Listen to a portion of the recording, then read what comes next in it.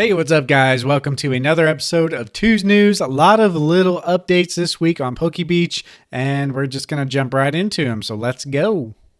First thing I want to talk about is actually Magic the Gathering, something kind of dear to me. I don't really play now because they just seem to be doing a good job of killing the game themselves with all these special products and whatnot. But this is an actual, special product that might be worth looking out for.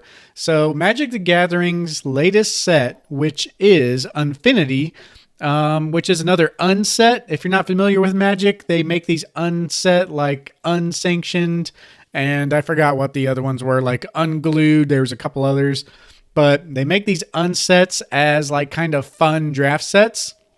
There's a lot of cards in them that are like, rip your card in half and gain a life. It's like weird stuff like that. It's meant to just have fun, some wild ideas in the set, really unique cards, but some cards are actually tournament legal. Like they do have some cards in the set that are not, that crazy.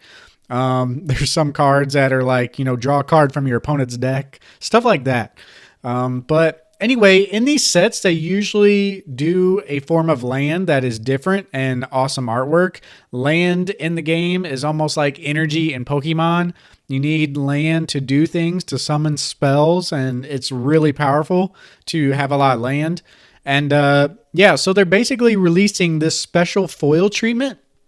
I know it's kind of dark, can't really see me too well, but, just showing off the Galaxy Foil. They're going to have the Galaxy Foil come back. So it is, a thing for Wizards of the Coast. It's not like super special for them to release this Galaxy Foil as far as like a Pokemon standpoint, but they never really have. You can kind of see it up close here.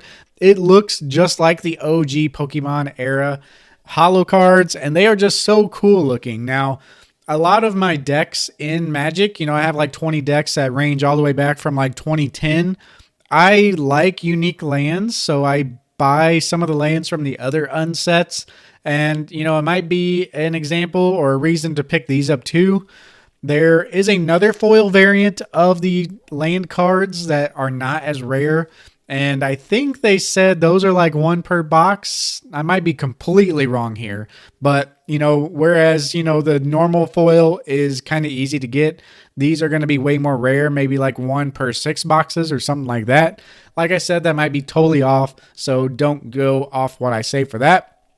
But they do have collector boosters for the Infinity set on October 7th, so it's very close to being released. It's part of their unsanctioned sets or unsets, which I just talked about, lighthearted spin-off sets intended for casual play. And this one's kind of space themed, so it makes sense that they're bringing back the Galaxy Foil. Really cool there. But let's see. They have some more info. The Galaxy Foil was used on Japanese Pokemon Cards base set. Wizards of the Coast went to like this starry pattern, but there are some other sets that brought back the Galaxy Foil, such as like base set 2 and the Rocket set, and it even went into the EX era to some extent. But yeah, it is not exclusive to Pokemon Cards. Wizards of the Coast has access to it because of the company's shared history of Pokemon. Maybe a third-party company makes it and can use it. So from what I understand, I don't know if there's any copyrights on the actual holo pattern, but, they essentially had this back in the day. It was used on base set 2 and stuff like that. So they had access to the foil already. So maybe Pokemon for those other sets, leased or, had some agreement with Wizards of the Coast for the holo pattern. That's why it kind of shifted when they went outside of the old EX era. So a lot of details we don't know, but bottom line is these cards look cool, and it is the original Galaxy pattern coming back in 2020 on a Magic card. So really interesting there. But what I want to talk about as well is the Millennium Print Group. They had a internal video that was kind of, I don't know if it was leaked, but it wasn't really talked about too much. It was kind of like stumbled across. And as you can see, this video is unavailable because it was made private. So a lot of people got in there and made the video of it. However, it has been kind of shut down or made private because it really showed off a lot of stuff. Here are some images for it. I mean, they even showed their spreadsheets talking about development. You can kind of see the stage and the name and the English translation and a lot of info. I mean, it was showing a lot. People were almost like surprised that they showed this. Also really show off the character design, the layers of the card. Here's something of the files, the GX rule text. So they have file names and everything like that. Here's a couple of the, print indicators for the attack and stuff like that. I mean, they really did show off a lot of stuff. Here are the file names of the actual effects and everything. They really, I'm telling you, I saw the video. They really showed off pretty much everything there is. This is like the early design of a Pokemon card of Mega Blaziken. And you can see all the different kind of layers that go into the creation of the card. And yeah, just very surprising, guys. I had the intuition enough to download this video, and I do have it on my channel as a unlisted video. So if you guys want to praise my genius in the comments below, go right ahead. But I have a link in the description for that unlisted video. It might get shut down totally. I don't know how they can do that since I downloaded it and uploaded it myself. But, be careful who you share it with. This is where they actually what was it? They cross-reference the card. So they have the card in the binder. They cross-reference it on the sheet to make sure the color is all right. And yeah, it's just really amazing to see videos like this. And I got to tell you, it's crazy. You just got to see it for yourself. Check the link in the description and enjoy that video. So moving on, we have a couple other smaller info on the new Scarlet and Violet set. We have Wiglet. What's most interesting to me about this new reveal, this new Pokemon reveal for Scarlet and Violet, it's not a form of Diglett. It is a brand new Pokemon. So it is revealed in a little trailer. You can see a bunch of them kind of standing around there. It does look a lot like Diglett. I think this is all one Pokemon, so it's not going to be like the evolution form gets taller. Maybe they'll have 3 heads like Dugtrio. But yeah, it's very, very cool. And I like the thing that they're doing where they're making it a brand new Pokemon with a brand new name rather than form of the Pokemon.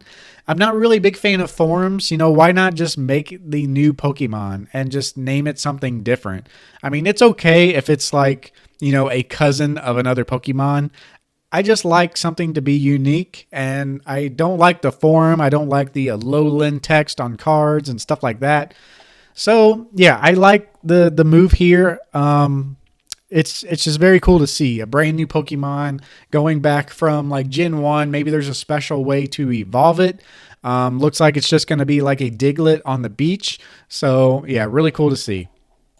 Next up, we have more revealed about Wiglet, and here is the sprite or the design. So it looks like a lot smaller, but yeah, he has an exceptional sense of smell, able to pick up scents from over 60 feet away, skittish disposition, and is constantly cautious of its surroundings. When it notices the scent of other Pokemon, it burrows into the sand to conceal itself.